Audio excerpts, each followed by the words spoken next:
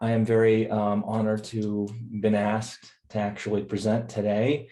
I feel like I talk about controversial content pretty much every single day in my classroom, and especially in the United States with the political and historic climate that we are living in. You can't really escape this type of conversation with students, and it's much easier to be prepared, right, than to just like walk in there, right? You're going to feel a lot better. So hopefully you can take away today with some information, some strategies to kind of help you figure out how to tackle certain controversial content or conversations with your students, or maybe even outside of the classroom as well, around the dinner table with family, extended family, whatever. So yeah. Again, this is my quick background for those of you who just showed up here. I am a teacher in Bloomington, Illinois, not Bloomington, Indiana. There are many Bloomingtons around the country. And this is actually headquarters of State Farm, insurance industry. I am a Golden Apple Scholar, which is a pre-service teaching program run in part by the state of Illinois to help cure the teacher shortage here. So I have effectively been in the classroom in a teaching capacity since I was 18 years old. In addition, I do have some teaching experience in the South Island in New Zealand, in the city of Dunedin, as well as in the United Kingdom in Eastbourne. So yes, I have traveled to over 36 states and 37 countries. And I am deeply involved in local community activities. I actually helped start a local food pantry on my university's campus, Illinois State University, and I continue to volunteer into this day. So yeah, this is the shot of my high school that I work at, most beautiful campus in town. So here's what you should expect for today. I already did my introduction, but I would love to hear from you. Maybe if you'd want to unmute or type in the chat. After that, we're going to define what exactly controversial content is, and then how to introduce students to controversy. After that, we'll talk more specific strategies and examples about how I specifically as a teacher introduce students to controversy. And at the end, we'll have a question and answer session. The objective for today, and I want you to make sure that we get this by the end of this, you will be able to develop and adapt strategies to teach controversial content in your own classroom. Okay, so that's the objective for today. Hopefully we have that in the back of our minds. Now, topics which can create a difference of opinion. They can include issues which may have political, social, environmental, or personal impacts on students and or the larger community. And that community could be defined as a subgroup of people, the town that they live in, the region, or even the nation or internationally, right? Often these issues, right, such as politics, do not have an easy set in stone answer, right? It's not like 1 + 1 = 2, right? For example, we talk about abortion in the United States. That is a very, very nuanced conversation that you need to have with everyone involved. Now, solutions to these controversial contents may be based on an individual's personal values and beliefs. Now, when you get a classroom about 30 students in there, more likely than not, you will have kids with varying different personal values and beliefs and backgrounds, right? You might have some immigrants, you might have some people with very, very different beliefs from each other. So some examples that I have seen in the past 5 years, obviously the 2020 presidential election in American government, especially after January 6th and the president's we've been paying attention to the news lately, right? Certainly insurrection, right? We also talk about the pros and cons of the Brexit decision in modern British politics class. And we've already talked about some other examples. In the sake of time, I think this is very important that we have this running definition. Now, why do many teachers avoid teaching controversial content?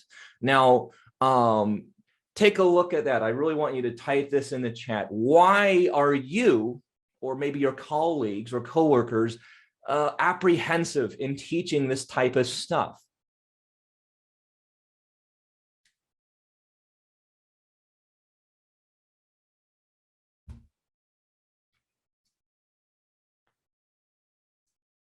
So feel free to type that in. Oh, yes, Matt. Parent anger exclusively.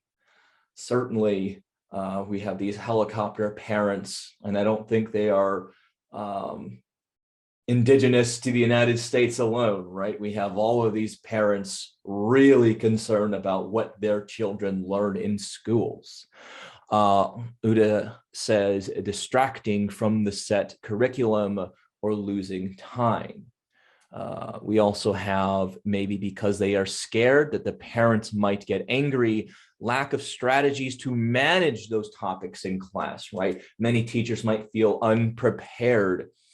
Bill says discussion points could be taken out of context. You might have seen videos of teachers going on rants on Fox News, right? So taken out of context, that'd be terrifying. You might lose your job.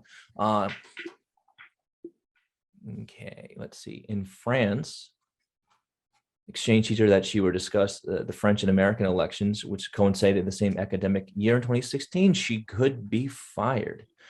Does anyone want to share anything on the microphone? I see someone has unmuted. Oh, let me take a look at the answers that I have also provided. Many feel unprepared to handle these tense situations, right? I myself, my personality, I hate conflict. Whenever someone yells at me, I just get tunnel vision. And I have certainly passed out at least once when someone's yelling at me. Also, teachers are saying they don't feel like they have the tools to properly discuss the content, right? You might not have learned this in your college, your university education. We also have, just as Bill's point and Matt says, nervous about possible backlash from students, parents, or the community.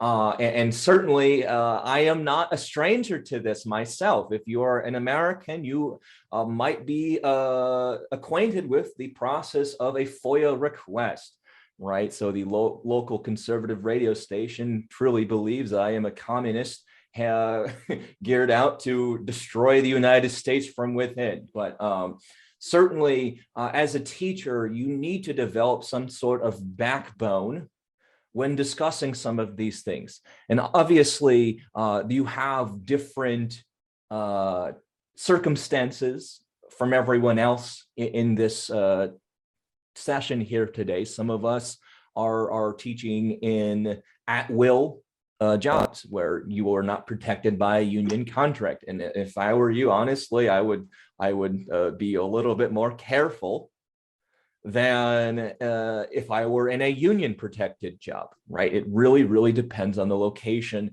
that you are teaching. And I'm going to get a little bit more into that in a second, right? And we just talked about all of these things. And I'm going to move this away from why teachers are afraid to why we should talk about controversial topics, okay?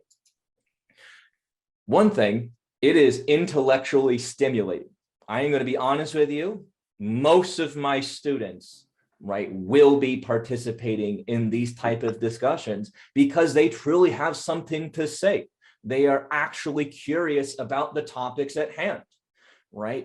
Something that is an open issue. These students feel like they have the ability to actually provide some input into the discussion. Same thing that Maria says in the chat, it prompts debate.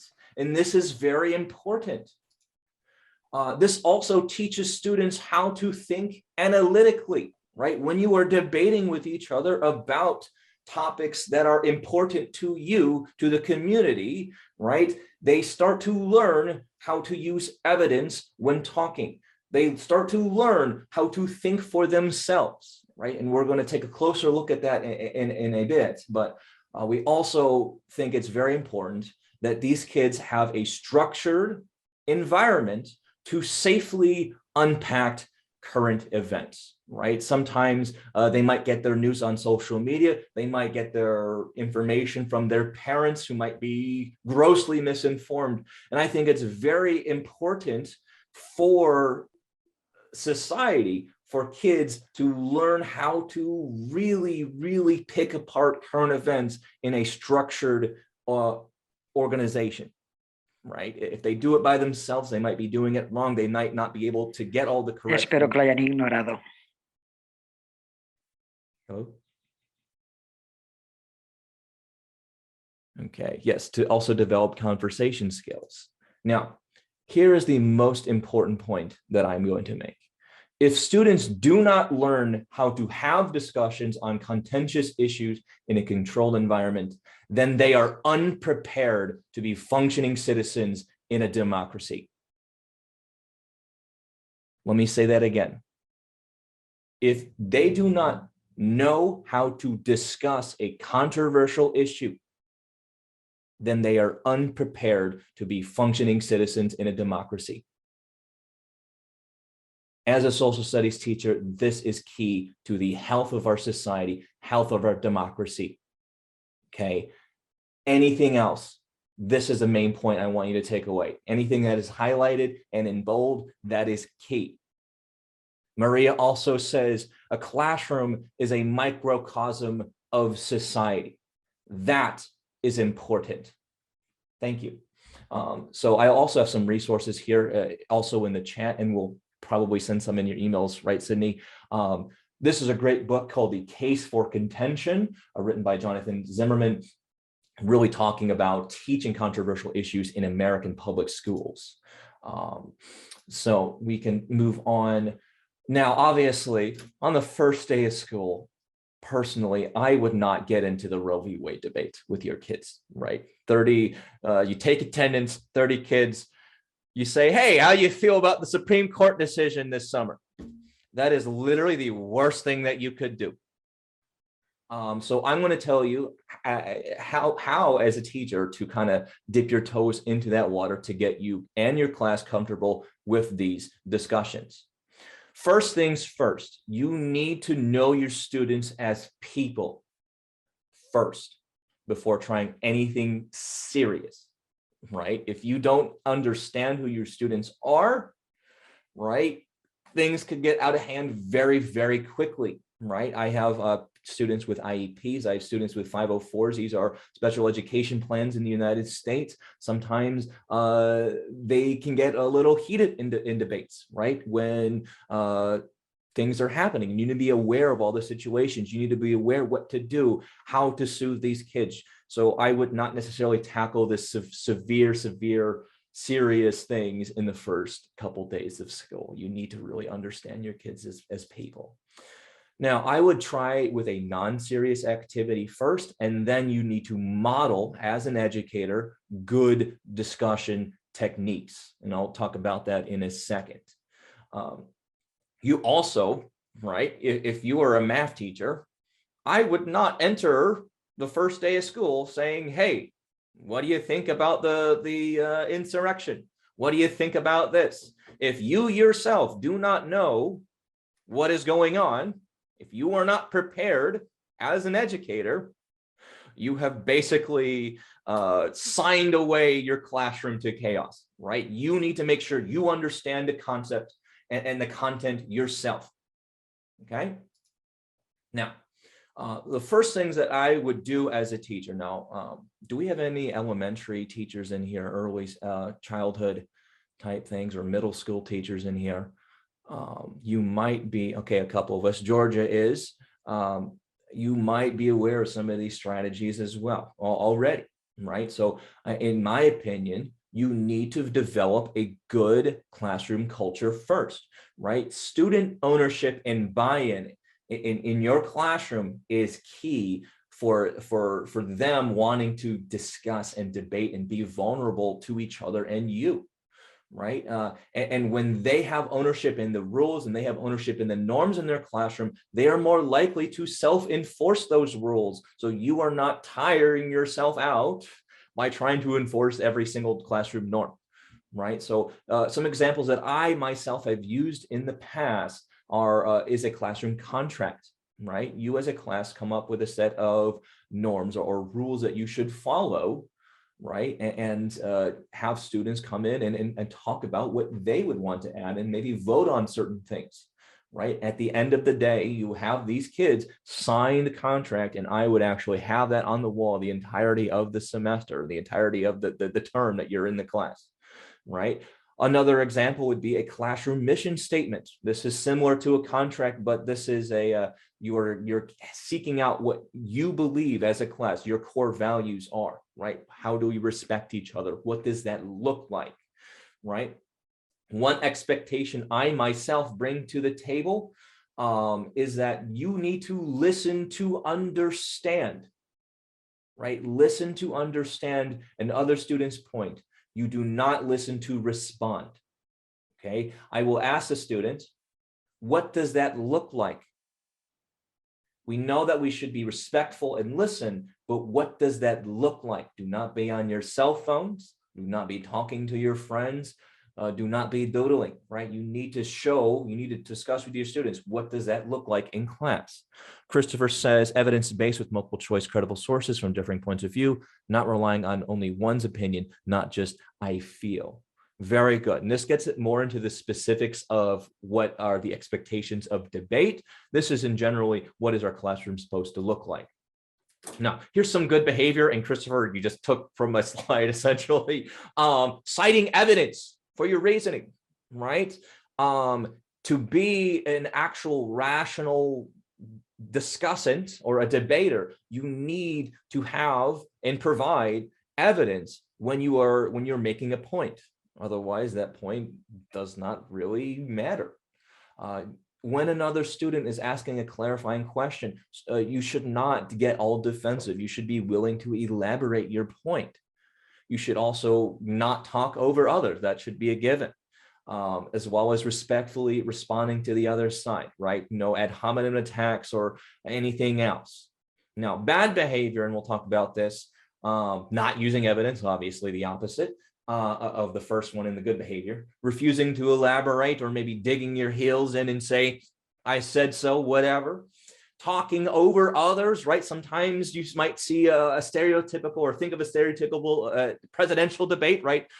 Trump versus Biden, them shouting over each other to make points, constant attacks on each other's personality. You might want to show that as an example of poor behavior when you are in a classroom setting, right? Yelling and generally being disrespectful, okay? Okay, type in the chat, what color do you think that dress is? What colors do you think that is?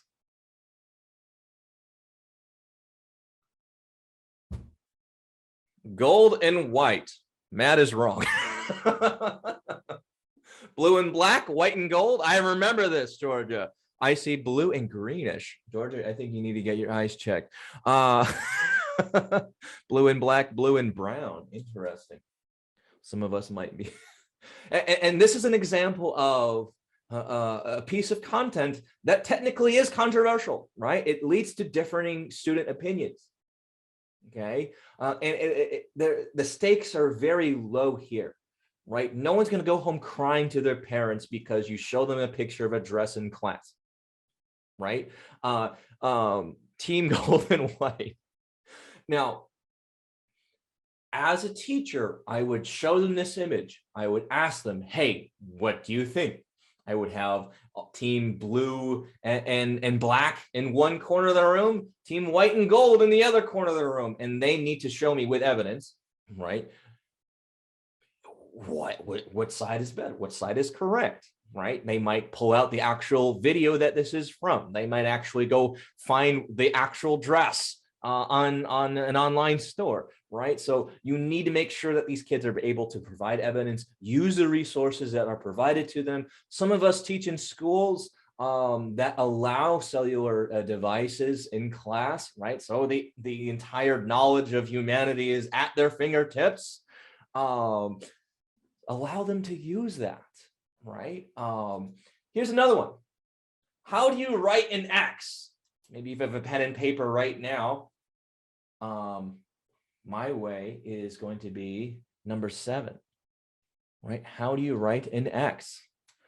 Bill is also correct here. We see right here that this is the type of stuff that students really enjoy in the first couple weeks of school, simply because it's a debate just to have the debate. They have people who disagree with them, and you kind of understand where they are coming from. You have people who have different viewpoints, and they are now becoming aware of that their viewpoint is not the only one, right? This is how we do it. No, there's a bunch of other kids. Oh, looks like most of us are all sevens. I think the X one is not the best example. So moving on. What's wrong with this image, guys? For those Europeans who use bidets, right? This is more of an American experience. I don't know. What's wrong with this image? Is there anything wrong with this image? I would have my kids basically standing up like if they were Douglas and Lincoln debating in the 1850s, if this is the correct or incorrect image. Yes, the roll should be put the other way. Suzanne says nothing, question mark. Georgia, my husband insists on putting it the other way. Okay, now this is actually a really spirited and heated debate. Whenever I go back to my parents' house, right, I switch the toilet paper rolls around when I'm in the bathrooms, and my mother hates that, but it's a little act of rebellion that I still do today. Roll from the top or bottom. I think this is a great example of easy controversies that you can talk to your students about. Now, low stakes, but people can actually hold strong opinions. You can actually have this discussion the first week or so of school. Start with modeling good discussion and good behavior. And then when someone maybe makes a misstep, you can correct that behavior and use it as a teaching opportunity and explain why that behavior is bad and is in fact counterproductive to a proper classroom discussion environment. This also is going to help you determine, right, to test your own comfortability with introducing differing views with students. You can also identify student leaders and students who might be a little more problematic in how fiery their views are, right? So you, at the very beginning of school, right, keep a little notepad, figure out, okay, these two students I can really trust to lead discussion. These students over here, they might need some extra help. Okay, is there a correct answer to this debate? What do we think? Is there a correct answer? And this is a discussion that we often have too. Do controversial topics have correct answers? Christopher says no. Magda says no. Ludmila says no. Both of them are correct. Not in the world of uncertainty. Maria says sometimes. Let me show you something. As a history teacher, we needed to decide, is it acceptable in a discussion for a teacher to take sides in a controversial issue, right? So someone from, I believe, Atlanta or Georgia said that they cannot take sides in a controversial discussion. Let me show you a great example of where that could be. You could. Really, it depends. It depends on the context. If the school bans you from doing that, I mean, I would rather have a paycheck than be unemployed, right? You need to test the waters with your administration, right? Ask your head teacher or your principal, hey, will you support me if I have a discussion on this, right? And you show them your lesson plan, you show them if how prepared you are. You also need to discuss about the student population. Ask yourself as an educator, what is gained from the teaching experience if I disclose my opinion on the content? And what do you guys think? Paula says, yes, because we are humans and not robots. The teacher shouldn't either. The topic has two answers. It is up to the individual to be transparent, to listen to all sides. Another question is, what is lost if you don't have your own opinion, if you don't share your opinion with the students? And it really, really is, right, goes down to your specific set of circumstances, right? If I say, oh, go Cubs or go Sox or go Cardinals, right, I might instantly make an enemy in the classroom, right? It really depends on your situation, right? I think, as Suzanne says, it's better to be discreet. I struggle with this, and I think that's okay. And there are certain ways to do this. If you were to share your opinion, in my professional opinion as an educator, it's at the end of the debate. It's at the end of the discussion, so you are not swaying anybody. Okay.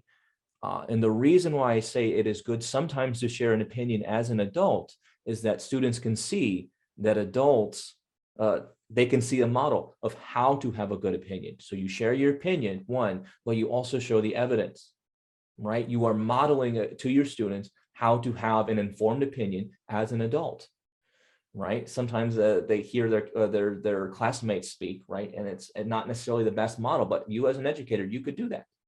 Now, obviously, I wouldn't share my stances on abortion. It really has to depend on the entire situation here. And I believe you as an educator have that forethought, and you can figure out when and when not to do that. Okay? Lamilla also says that students really do appreciate when you share your own opinion. And I'm going to speak from experience as well. We do have a lot of students who really are yearning for interactions with adults, right? And it fosters that environment of respect, mutual respect, that you are comfortable enough to share your opinion, right? Very good. Now, here's the correct answer to the debate. As a history teacher, you need to put in historical perspective. This image right here is the original patent for toilet paper. So the correct way in the original patent by the inventor of toilet paper is that it goes over the roll. And that is why I am adamant about this. As a teacher, you need to rely on primary sources.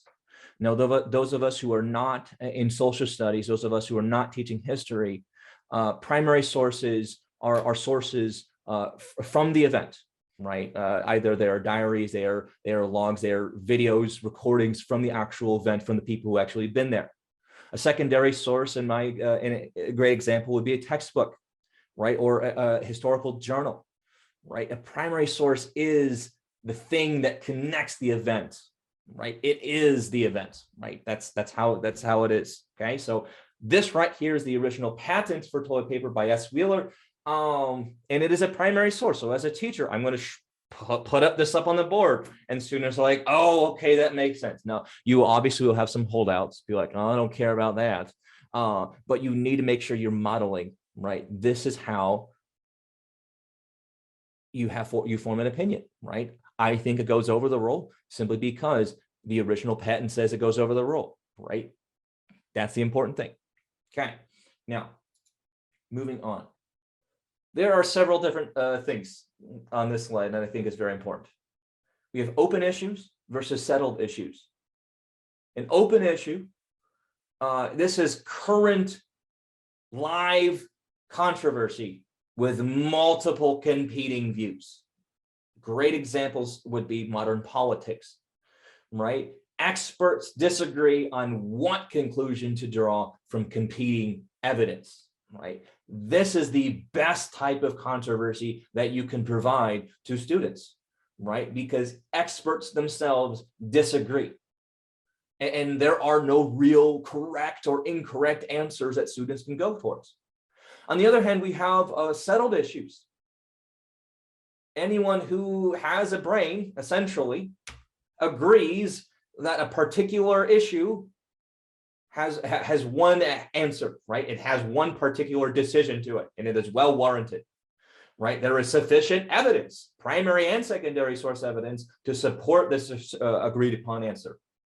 And it is considered non-controversial to rational people. Now, obviously, there's a bunch of irrational people out here. I'm not going to talk about that. So here's some open issue examples in the United States. Should the voting age be lowered to 16 years old in local elections in the United States? That is an open issue. Another open issue, right? Very heated in the past couple of months. Should we give teachers guns? And as Europeans, you're like, what is going on? Here's another one. What level of government is best suited to attack climate change? Okay, these are all open issues that are hotly contested in the United States today. On the other hand, we have settled issues. Should women be allowed to vote? Settled over 100 years ago, at least in the United States. Anyone who holds the other opinion, I would consider irrational and way out of the mainstream. Did the Holocaust actually happen? That is certainly a settled issue, right? People who disagree with that statement that the Holocaust exists are irrational or deeply, deeply racist or anti-Semitic, right? That is not an open issue. Was Japanese internment during World War II a justified policy? That is also a settled issue. The United States government has formally apologized for it. Is climate change real? Right? Everyone who is rational certainly believes that climate change is real. Now, in certain instances, right, people teaching in heavily red areas, you might have certain segments of the population who might not believe certain things. And I believe it is more localized than I would want it to be, right? And this is why we need to start each student with a frame. And this is the first resource that I'm going to give you. This is on the sheet that will be sent out in your email as well in the chat. This is from the Center for Learning for Justice, right? So this is a nonprofit organization, and it kind of helps students understand their own worldviews. And there's a lot of activities that goes along with it. So there's a link in the slideshow, as well as the actual link online that you can go take a look at this. It has a lot of resources with it. So FRAME is an acronym. F, you figure out the facts, not just what is apparent to you, but everything. Seek all the information, ask questions, and listen, right? This is great for students when you're introducing them to something controversial. R, reflect on reality. Is it my reality or their reality? Am I looking through this through my frame of view, or trying to see it through their frame, right? Every single person in your classroom has a different frame of view, right? They maybe grew up with different politics, different religions, different backgrounds, and they see things differently. And you need to, as a student, right, as a teacher, to acknowledge that you have your own frame that kind of limits your point of view. A, acknowledge and challenge assumptions. Think about your expectations and whether they are appropriate. Are you making assumptions based on your frame of view, right? Are you assuming the worst in people? Are you assuming something where you really shouldn't be? M, maintain an open mind, right? It is okay to change your mind in debates.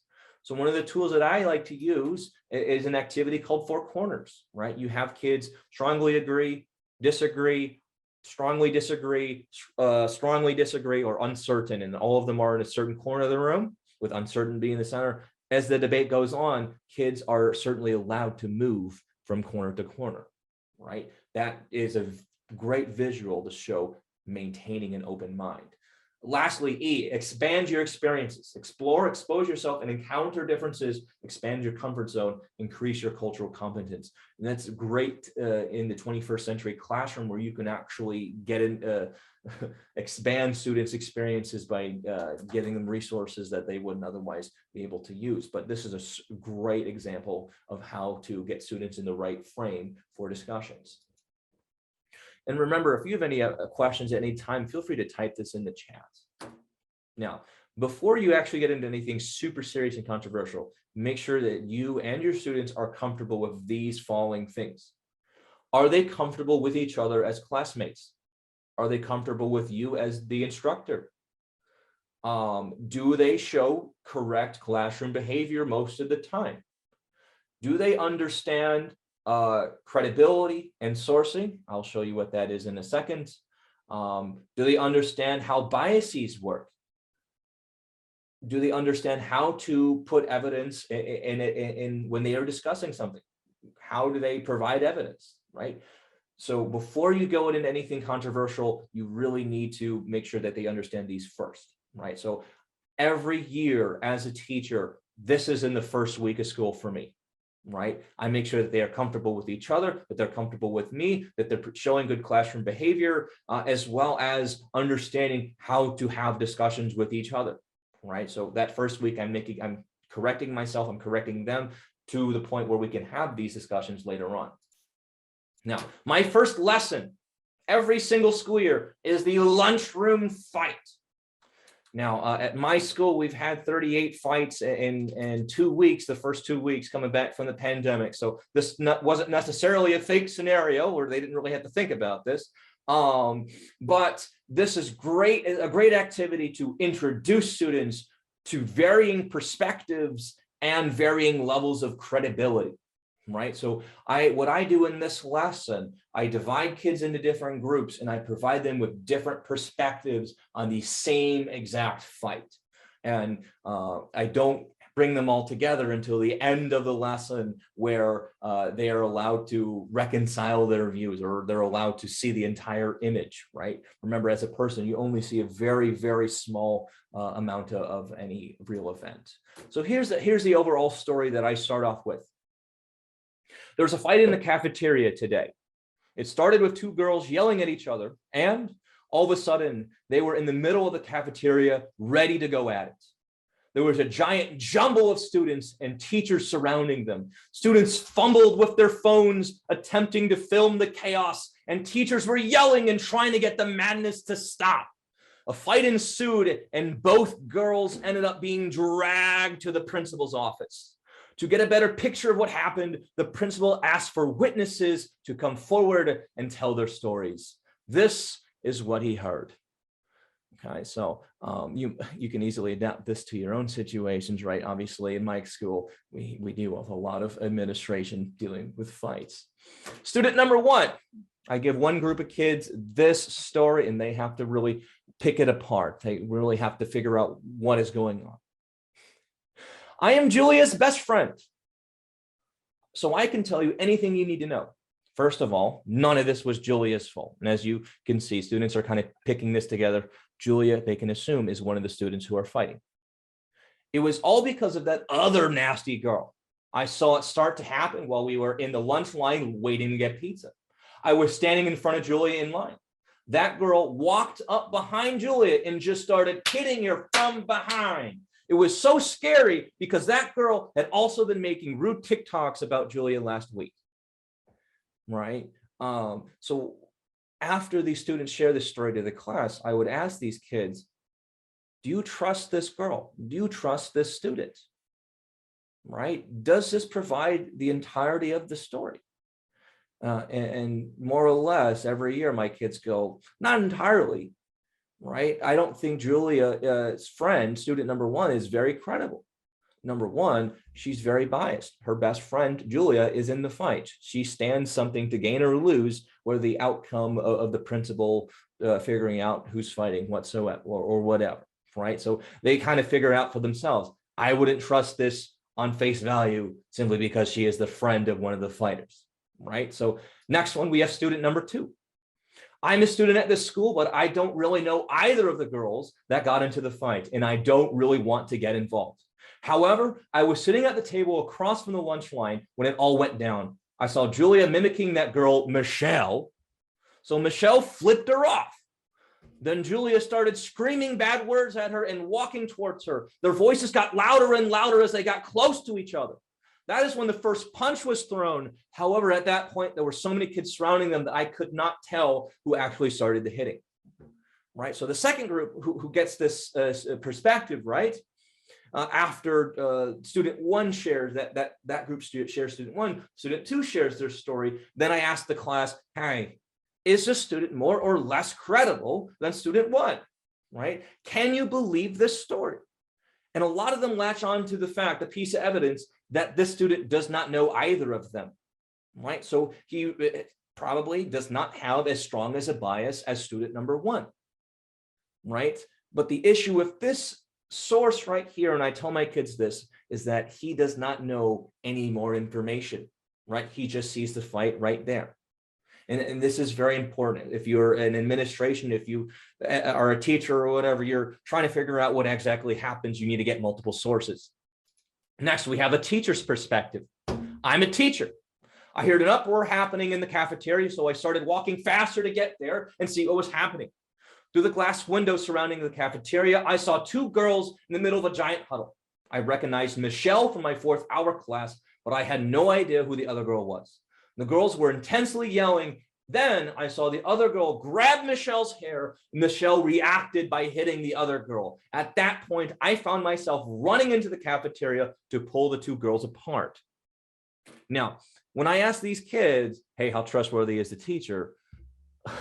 A lot of them say, I wouldn't trust a teacher, right? And at that point, I'm like, well, as a teacher, right, why wouldn't you trust my opinion or my story on something, right? And this is where we kind of have these varying discussions, right? The frame, I wouldn't trust a teacher's opinion, right? I would trust my friends, right? And as a teacher, I would say, well, I also have bias, but this guy, he's just here to get a paycheck, right? He is going to tell his story. He doesn't care about Michelle or Julia or what happens to them, right?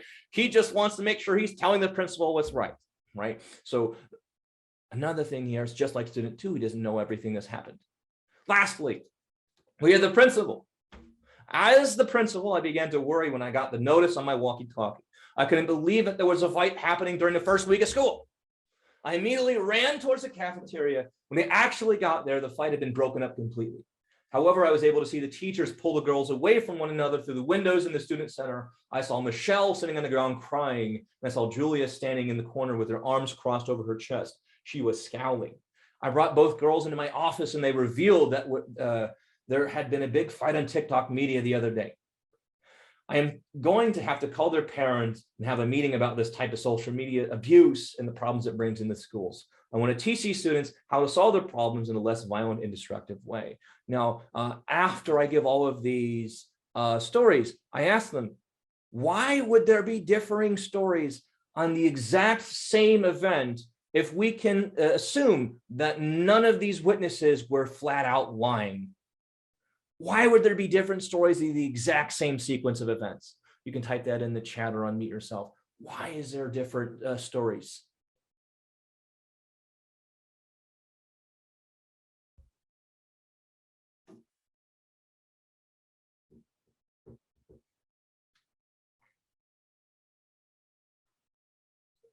So it talks about different points of view, perspectives, and this is key.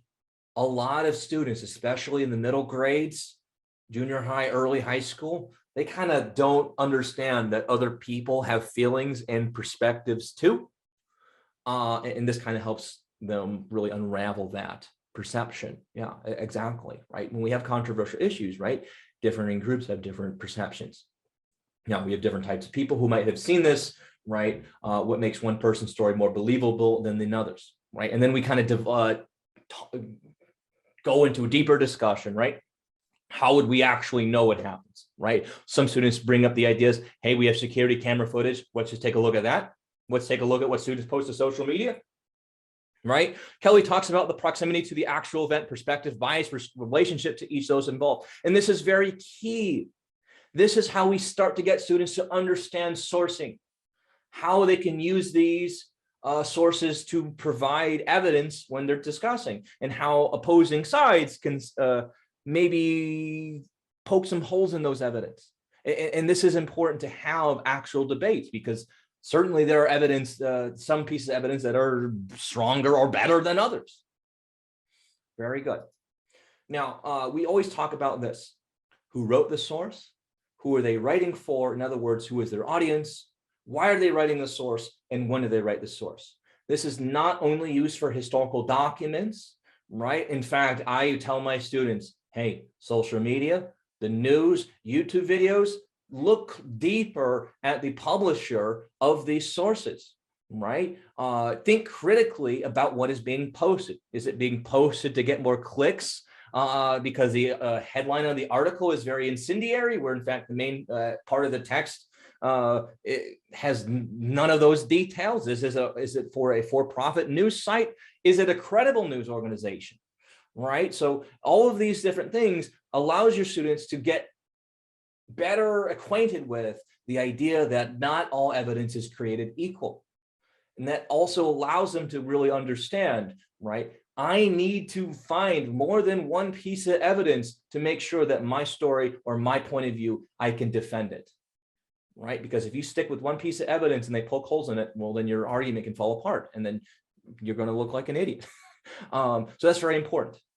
And I always have these kids arrange these sources in most credible to least, right? So by the end of the lesson, right, we have an assignment. Analyze not just the story, but the trustworthiness behind it. Do you think credibility of sources is important when it comes to controversial content? We have this discussion, we have them fill this out, and we have a classroom discussion that day, the next day, and we truly take some time to unpack this, right? And all these slides are available to you. I think this is very important for us to really develop a framework of understanding evidence first. Okay, now, so that was how you are introducing kids to controversial content. Now here are some examples and specific strategies. So here are some specific things that you have to think about when you're structuring a lesson to discuss controversial content. One, you need to be clear on the goal of the activity. Don't just start a discussion and not really understand where it's supposed to go, right? If you set sail without preparing and you have no real destination, you're going to end up in a storm. Okay? You need to make sure your discussion can be used to build a consensus among students. Your discussion can be used to clarify understanding. It can promote exploration of complex issues without actually having to build a consensus. And it can also be used to build empathy for the lived experience of others, right? Certainly there are other things that there are other goals of a discussion, but you need to make sure, be clear when you're planning a lesson that has controversial content, figure out, hey, this is what I want out of this. Okay. Now, here's some strategies. I've already talked about 4 corners. That's a good one that you could always go back to throughout the year, as well as credibility analysis. I'm going to go through all of these in a bit, right? So credibility analysis, primary versus secondary source analysis, structured academic controversy, silent discussion, and media bias analyses, right? These are just some of the strategies that I use, right? And these are the strategies that I thought were the best for these my time, right? So 4 corners, that's a general way to do it. Now, 4 corners, first things first, I almost never say, get up, go to the corner right now, without having them independent time to think and write down their thoughts, right? Because if you just say, hey, go to your corner, think about this, what do you think about that? They're going to go to the corner with all their friends. Okay, and then when you ask them to defend themselves, they go, I'm just here because Jim's here, or whatever. So make sure you give them that independent think time before you actually do any of these big activities. Students then find their corner, they physically move to take a position, and that's good for kinesthetic learning. And I would make sure that you are also using some type of writing utensil or equipment as well, make sure they can take notes. You can also modify this to where they have 4 big anchor boards, like big sheets of paper on the corners of the room, and they can move around their name silently. You can also do this if you're still online in a digital classroom, right? If you have shared Google Slides, you can have kids move on a document, their cursor to different parts of the document, see where they're going. Now, they share their perspectives, acknowledging the comments of others, and they are encouraged to be flexible. Now, I always start this with a position of really dumb, like, do you put ketchup on a hot dog, right? And I can move, I'll physically move when someone suggests a point where I say, yeah, that's reasonable, I'll move to the other way. So as a teacher, you need to model that as well. Be willing to move when your opinion changes. Every single assignment here, every single strategy, you need to debrief with your class. And we'll talk about that near the end of our talk today. We just talked about this before. always, before you talk about discussions, list the rules of discussion again, reiterate that, or even have your kids reiterate that if you're far along in the year. Listen to understand. This is not a debate, but a discussion. Summarize. This is the second one's a good one too. Summarize the point of the previous speaker before contributing your own view, right? So you're not just adding on top of incongruent comments, right? You need to make sure that you understand the point before you to then provide a new point. When you speak, address the ideas, not the people stating them, right? You need to refrain from ad hominem attacks. You need to also use academic language to agree, disagree, or ask a question, or clarify an idea, or add a new idea, right? And as the year goes by, you can go further along with this. And lastly, if someone says something you agree with, or your position changes as the discussion progresses, you may change locations. Now, four corners is not the best when you're talking about, did the Holocaust happen? Don't do that, you get fired. Four corners works where there are clear choices, and the claims that students can make are based on evidence, right? And that's important. Don't just throw this out there for any assignment. You need to make sure that there are clear choices, that they can make those opinions on evidence. And it's also good if students do not have a personal connection to the issue. Personally, I would not start off saying, hey, four corners, what do you think about abortion? Go. You start off real quickly with something that is a little farther away from home, right?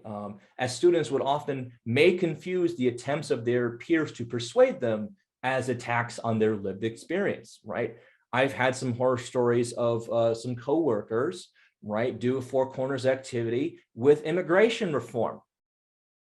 There were undocumented people in the classroom, right? So it's very important, one, you understand who your students are, right? Understand what topics you can and cannot do this for. And another thing, the issue will not be emotionally charged for participants so that they will not be upset by the persuasion of others. Now, obviously, as the year goes by, you can get more and more comfortable with things, but I certainly would make sure that there are clear choices and the claims are based on evidence. Okay. Remember, if you have any questions, feel free to type that anytime. Now, here's the first big strategy that I'm going to share with you. This is credibility analysis. And we did just look at some credibility analysis with the lunchroom fight, but here's some historical topics that we talk about, right? This is best used on topics that are not closed to the students at first. This is the same type of activity as a lunchroom fight lesson, but it is good to repeat this same type of strategy throughout the year with actual class content so that they get more aware of this strategy, and you're basically training them how to ride a bike essentially. So the steps in this, you need to acquire as many sources as possible on the sides of the controversy, right? I would always give a background information lecture on this, probably about 10-15 minutes, just so they have the understanding. Also, if you want to provide them with a secondary source reading, that they could also provide general understanding of the events. And first things first, they'll interact with various sources, find the main idea, select the biases, see if there's any credibility issues, etc. And then they need to use those sources to answer a main question that you have posed to the class. They need to write first and then discuss. So what I do here, we talk about the Texas War for Independence in the 1800s, right? So I always ask the essential question, or the inquiry question is, what caused the Texas Revolt? Right.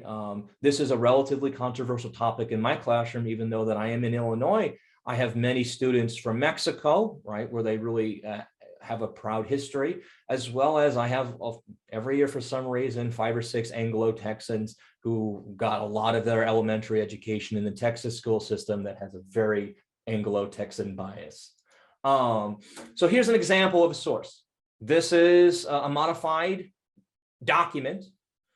Primary source document, the Texas Declaration of Independence in 1836, right? So this is a primary source document. It's from the time, it's from the people discussing why they are revolting from Mexico, why they are declaring their independence, right? So I asked them their main ideas here, the purpose of this document, as well as some connections to other aspects in American history. But essentially, right, they're going to analyze this document, right? And hopefully with that lunchroom fight lesson at the beginning of the school year, they're not going to trust this at face value, right? They're going to actually really take some time to pick apart, hey, maybe these people have a bias.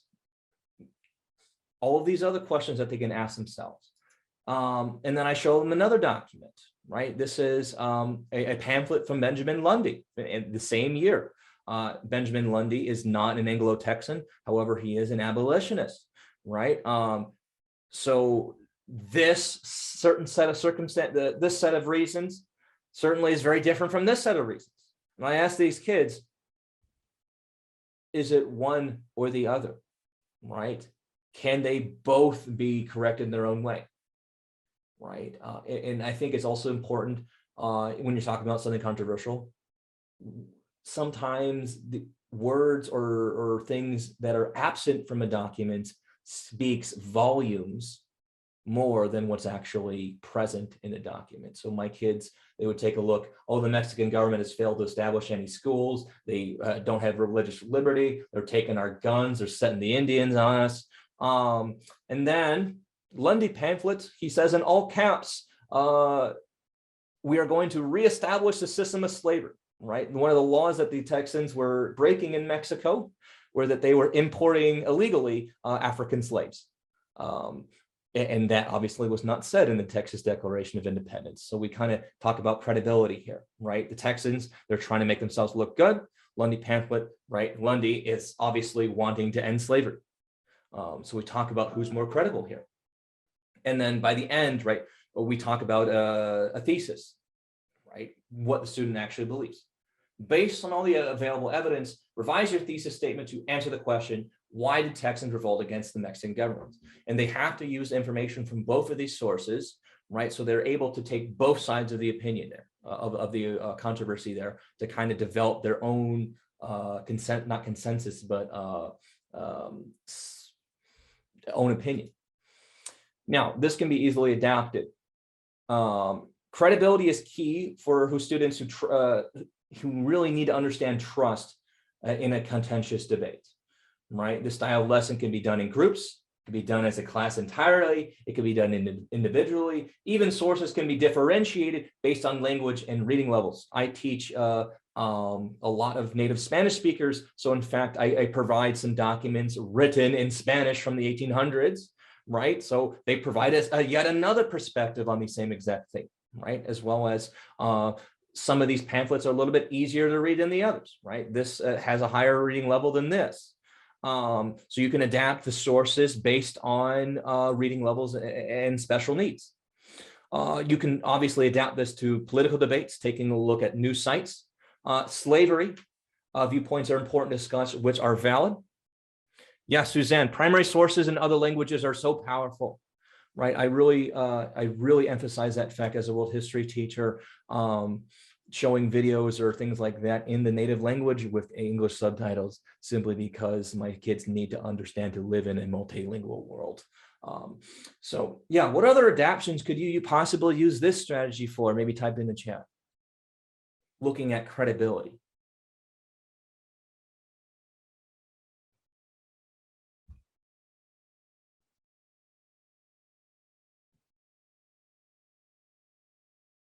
So I'll give about 30 seconds for someone to type something. What other things? Websites, Christopher, really good, right? Would you rather go to CNN, MSNBC, Fox News, the Daily Stormer, Breitbart, the BBC, right? Have them all look at the exact same news article or the exact same news thing and see, hey, very good. All right, wonderful. Moving on. Primary versus secondary sources. So the first one is just credibility, right? Who do you trust more just based on it? Those are both primary sources. Those are all primary sources. The second strategy is primary versus secondary sources, right? So people who are actually there versus the people who are recounting the events farther away from it, right? And this is best to use when there are differing accounts between official narratives and folk narratives of a story, right? So I show this as an importance that as a teacher, you should not just rely on the official textbook given to you, right? Because a lot of times it removes opinions from oppressed peoples. So for example, you need to find one or two official narratives, quote unquote, usually the students' textbooks, as well as some other primary sources from all sides of this contentious issue. As a class, you're going to read the quote unquote official narrative source and determine what it is. Then they will interact with various other sources, find the main idea, biases, credibility, yada, yada, yada, and figure out, does this corroborate? Does this go with the official narrative? Does this dissent? Or does this go against the official narrative? And tell me why. So what I do for this one in my world history class is the rape of Nanjing, or the massacre at Nanjing, China in 1937, right? And the central question that I have is, which textbook provides a more accurate description of the events in Nanjing? Why? And this lesson allows students to judge the validity of official narratives using primary source documents, right? So obviously secondary sources are going to provide something at 10,000 feet. Primary sources are, I was there. So we have textbook A, textbook B. And we're going to take a look at this real quick. I'm not going to read the entire thing, but textbook A. At this time, many Chinese soldiers and civilians were killed or wounded by Japanese troops. The Nanjing incident. Documentary evidence has raised doubts about the actual number of victims claimed in the incident. The debate continues even to this day. Textbook B. The Japanese military committed bloody atrocities against the residents of Nanjing and prisoners of war, killing them in extremely cruel methods, including mass execution, burning, burying alive, beheading, biting by dogs, most horrible event in world history. Now, both of these are secondary sources. And I asked my kids, hey, which one do you think is a Chinese textbook? And which one do you think is a Japanese textbook? And most certainly they all say, I think textbook A is Japanese, because they probably don't want to make themselves look very bad. Right? So we take a look at that. Then we talk about primary sources. John Rabe and Robert Wilson were two Caucasians in Nanjing at the time. John Rabe actually is an interesting case because he was a Nazi party official in Nanjing. And his diaries of the events really knocked down the Japanese credibility, because he, as a German, right? Germany and Japan were allied in World War II, right?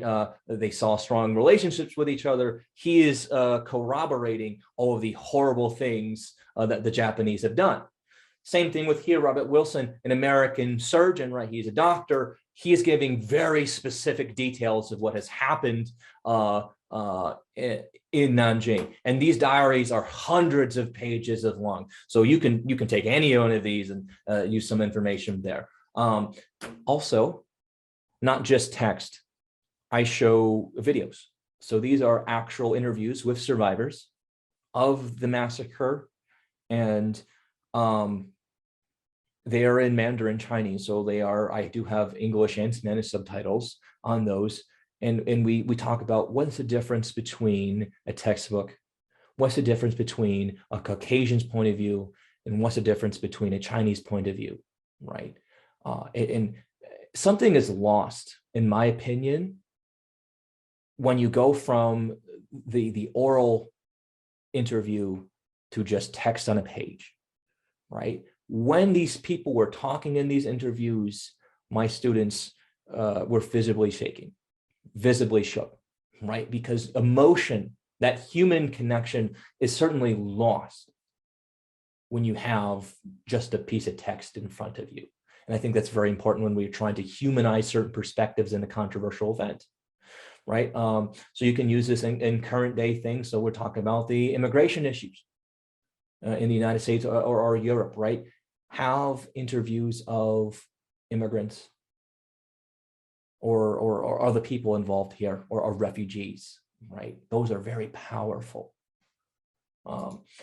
So effectively there's that. They kind of have to reconcile, right? The primary versus secondary sources, what is more correct, challenging official narratives.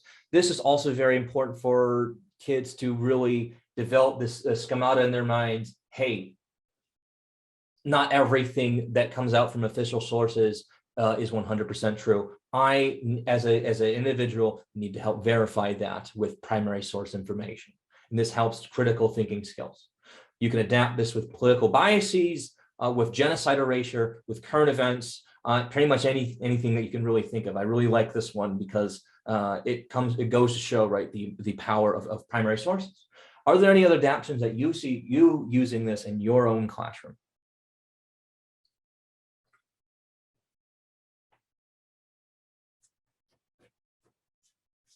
I just spilled water all over myself.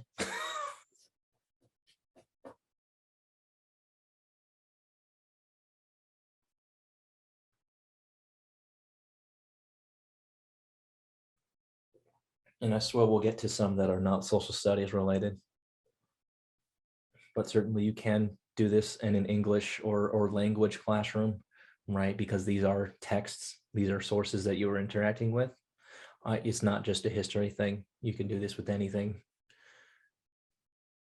Okay. Just for the sake of time, moving on. Now this is a good one right here. This is a structured academic controversy. And this takes some preparation, right? You're going to analyze different types of evidence. You're going to have these kids take sides. And then at the end of the lesson, you need to have a consensus on the topic. Now, Matt says in AP Human Geography, we talk about issues on border conflicts. So looking at border treaties, debates about the issues at the time, statements from colonial officials, etc., would be a good way to do this. Actually, I do this myself when we do the colonization of Africa, looking at the Berlin Conference in the 1880s, as well as official discussions from various African kings, various African countries, right? That's a really good one, Matt. So the SAC, or structured academic controversy, you're going to assign a topic, and this is really good with something that has two very prominent views. Students then pair off and research or write up the pro-con presentation. So each pair, you're going to give them a side, and then you're going to pair them up with another pair that had the opposite side. Each pair is going to present its position to the other, who cannot intervene, cannot say anything. All the other side is doing is taking notes on paper as this side is presenting, right? Now, so they present each side to each other, and eventually, at the end, from the notes, the other side is going to recite what they gathered from the other presenters, just so that you can correct some maybe misconceptions, or you maybe misheard something. And I think that's very important that you reiterate the other point. So this kind of trains students to listen for understanding and not listening to respond. And finally, in a structured academic controversy, you drop all of your opinions or your positions that you held, and working together as a group, reach a consensus report addressing the original question. Now, what I do here, we talk about the issue or the morality of dropping the atomic weapons on Japan at the end of World War II, right? So we start this off obviously with the lecture. And this lesson particularly, a lot of American students don't understand the gravity of the situation, or just the sheer loss of life these bombs instilled on Japanese civilians, right? And this is a really good moral conundrum for these kids. So it allows American students to grapple with opposing views on our government and our actions during a time of war. And it is purposely supposed to make kids uncomfortable, right? You, as a teacher, it is okay for kids to be uncomfortable. In fact, being uncomfortable is where learning happens. Okay. Now, so we have a U.S. history textbook, an American primary source, a source from an American historian, and a survivor interview, as well as some casualty numbers. Obviously, you can switch these around. I usually preface this lesson with information about Operation Downfall, which was the anticipated American invasion of the Japanese home islands, where in fact the U.S. military minted enough Purple Heart awards, or awards for injured or soldiers, military men, that we still use Purple Hearts from that stockpile today, right? So we talk about the anticipated number of people killed, or along the lines of that. So we talk about, okay, half of you are going to, the goal of this lesson is to develop a memorial or an exhibit online, right? So 2 of them are going to do this from the Japanese perspective. So they're going to take all these documents, everyone gets the same set of documents, and they're going to show this experience from the Japanese point of view, right? 2 students are going to see this from the American point of view, right? Okay. Now, by the end of this online this discussion, right, they're going to have to come together and reach a consensus to what to put on this memorial, what to put on this exhibit, and this consensus is the most important thing you can do for a structured academic controversy. You cannot skip this part because that is key, right? And I take this from actual history because there was a huge controversy in the Smithsonian in the early 2000s where they actually put the Enola Gay bomber, the actual plane that dropped the bomb, on display. And it angered both the veterans groups from World War II and Japanese survivors because it took such a middle of the road perspective. And I think that's very, very important that we kind of latch on to real world examples. Okay. So you can obviously adapt this strategy when you are trying to reach a common understanding where students have very different starting positions, right? You can adapt this to ideas on European and American colonialism, American Civil War monuments, or monuments to racist historical figures in general. We could talk about politics in specific, maybe Brexit, right? Or things along the lines of that. Right. So think about in the rear of your mind, right? This is not just a history lesson. You could use this for pretty much anything, for English language arts, for social studies, for politics, for whatever, right? What other adaptation could you use this strategy for?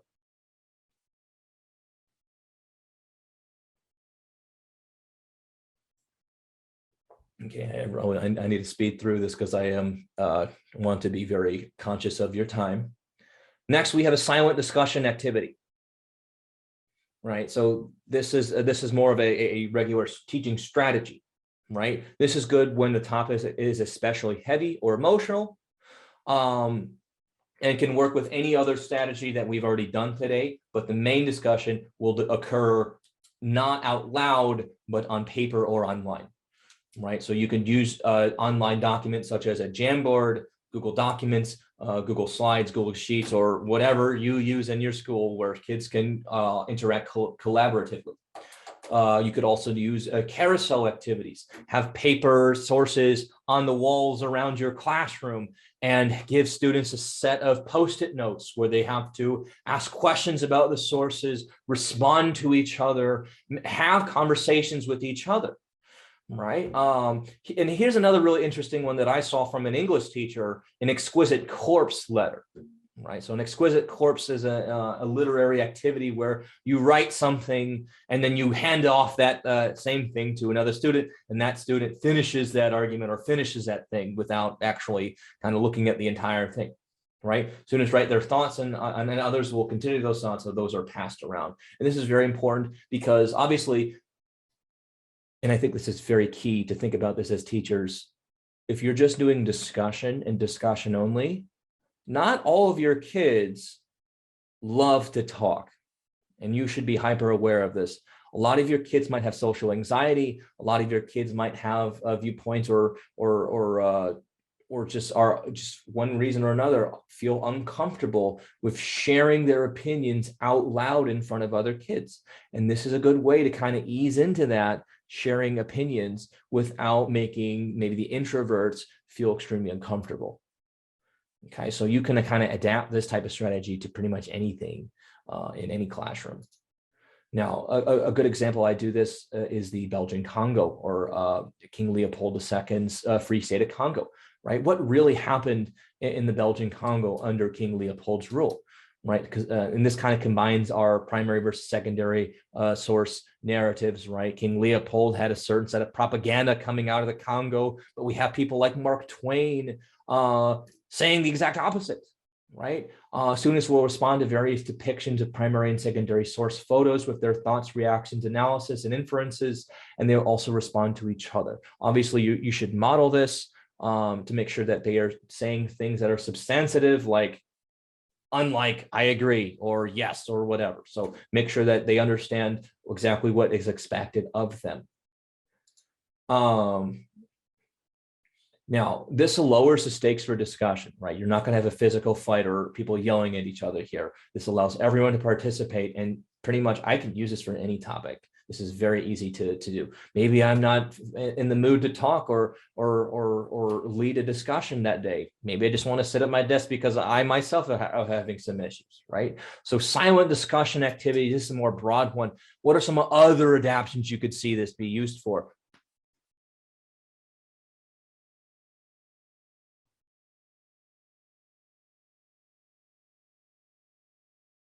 Some of us might have already used these in our own classrooms. Maybe you want to share what they use.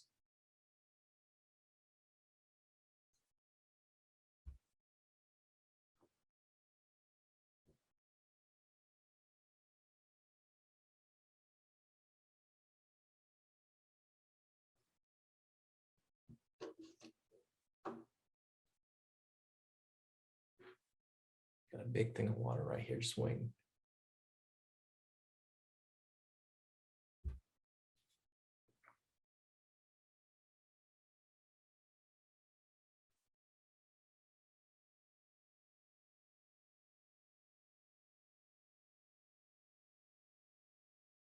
I can check in the time real quick just to make sure that we are good.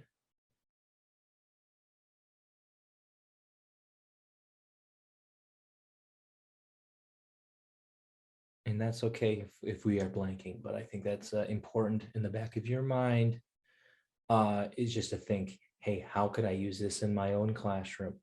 Kelly says, most LMS allow for discussion posting. I use this daily. Very good, right? So some teachers use this much more often than others, but I still think, hey, it's not just a discussion out loud for an issue, right? You can do it in many, many different ways.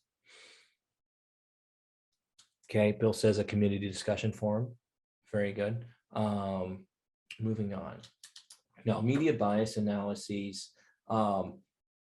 This is specific to politics or current events, right? And we kind of already talked about this, but my focus with media bias is to analyze closely the use of words and the framing that each organization uses for the same story, right? To uncover these biases of these news organizations, just so students are cognizant in their own lives, not the trustees at face value, right? So, for example, in old times, right, we have the Boston Massacre. The American colonists would call it that, and this is a depiction of the Boston Massacre.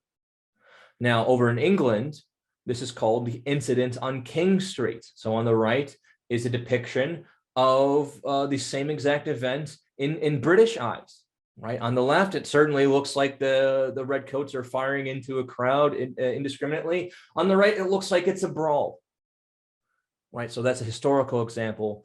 Today, I actually find this fascinating. What you see on your screen right here are various news organizations and the words they use to describe the January 6th attacks. Yes, Suzanne, it is a very interesting depiction on each side. And you can find these types of things on pretty much any type of controversial issue, historically or present, how it is depicted in the media, right? So you might think of political cartoons, you might think of specific maybe photographs or drawings or maybe just even headlines. So for example, I'll continue on with the 2021 attack on the Capitol, right? Various news organizations are going to use different types of verbiage to describe what this attack on the Capitol was. So we see riot, we see storm, we see breach, we see siege, we see attack, insurrection, assault, rampage, invasion, unrest. And I think it's key. Each word has a connotation. When you read it in your mind, right, you think of a certain thing, right? You like a riot is very unruly, right? When you see a siege or insurrection, you assume that this is planned, that this is a political thing that is going to overthrow something, right? So even the choice of words in a headline can lead to very different opinions or views on the exact same event. And this is key for kids to understand, right? When they look at all these headlines, and it's also really fascinating. News organizations today do what is called A/B testing, where they have 2 or 3 different headlines that kind of cycle between each other, and they determine which headline gets the most clicks or interactions on their websites. So maybe the verb riot or the verb breach or storm is better, gets more clicks than the other one. So these other words are used less, right? And it's very, very important that you show even how language is used to take sides in a controversy. Okay, so this is not just history. This could be an English lesson right here, or any language if you're teaching French or Spanish or German or whatever. You just got finished with Ukraine, right? Russia Today, or RT, is a Russian government news organization, right? Day 2 of special operation by Russian forces to demilitarize Kyiv, right? That's the headline on RT. And again, this is CNN. Russia launches large-scale military attack on Ukraine. You see how these news organizations, one is a Western news organization that is obviously pro-Ukraine. The other one is pro-Russian. The use of words is key. Special operation versus military attack or invasion. Demilitarize versus attack.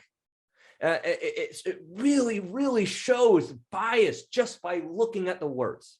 And you can see, okay, you have the students look closely at the words, have the students look at the article, and then you dive into the perspectives and biases of each organization, okay? And you understand, hey, RT has a political agenda, right? They are literally owned and operated by the Russian government, even though they are an English language news organization, right? It is an arm of the Russian government. Of course, they're going to use this language to put themselves in a good light.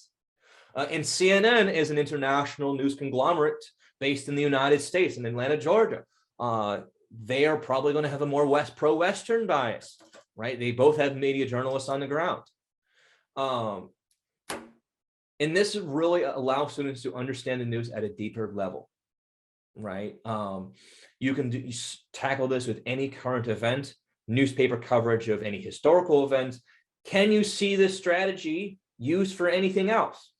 And maybe just looking at the words that people use in their historical quotes, right, have certain connotations. So think about how media analysis or looking closely at different outlets, how that could be used.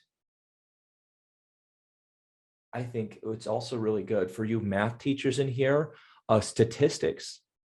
There's a great book called How to Lie with Statistics, right? Using different charts and kind of making it look sneaky. Even if you have the same exact data set. I recently saw one online about school shootings and when gun laws were implemented, and it was a horrible abuse of the use of data to prove a political point, where in fact the actual data suggests whenever the gun laws were loosened, more mass shootings occurred. The chart made it look the other way around. Okay. Also non-history topics, we can talk about linguistics. We just talked about words, but different languages, right? A controversy in the United States, as well as many Spanish-speaking countries, is the use of gendered language, right? Latino, Latina versus Latinx, right? As well as words or works in English classes or literature classes. Books that are banned. Why are they banned? right? Books that have racist terminology in them, right? You can have discussions on this and the merits and demerits of these banned books or using racist terms in the classroom when you're looking at certain things. In math, in the STEM field, right? Math and science, talk about mandatory vaccinations. That's certainly a hot discussed topic in the United States. Or the use of AI in policing, as well as Eastern versus Western medicine, current events, politics, gender, sexuality studies. After everything, all of this, you always need to debrief. After every time you discuss controversial content, you should be prepared to debrief about the process and the student feelings to adjust for the future, right? Just to make sure you don't get any phone calls from parents like, my student came home crying. You really need to figure out how to debrief, right? You could do it via written feedback, right? Either online, that have these students send you emails, or on your Google Classroom or whatever. The good thing about that is it is anonymized, where other students don't see that feedback. It's just you and the student.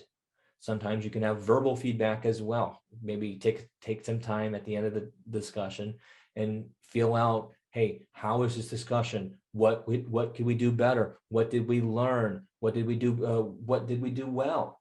Right? Always debrief with your class and kind of figure out what you need to figure out in the future.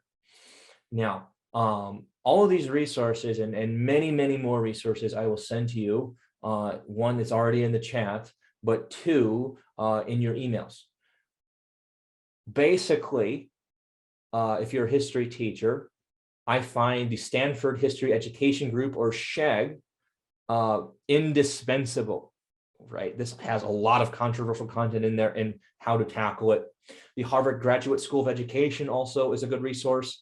Even if you don't live in the state of Illinois or even in the United States, Illinois Civics Hub, this has a lot of resources on how to develop classroom culture to where the students are not yelling at each other, as well as specific strategies. PBS Learning Media, Learning for Justice, Citizen Math, all of these different things are great resources.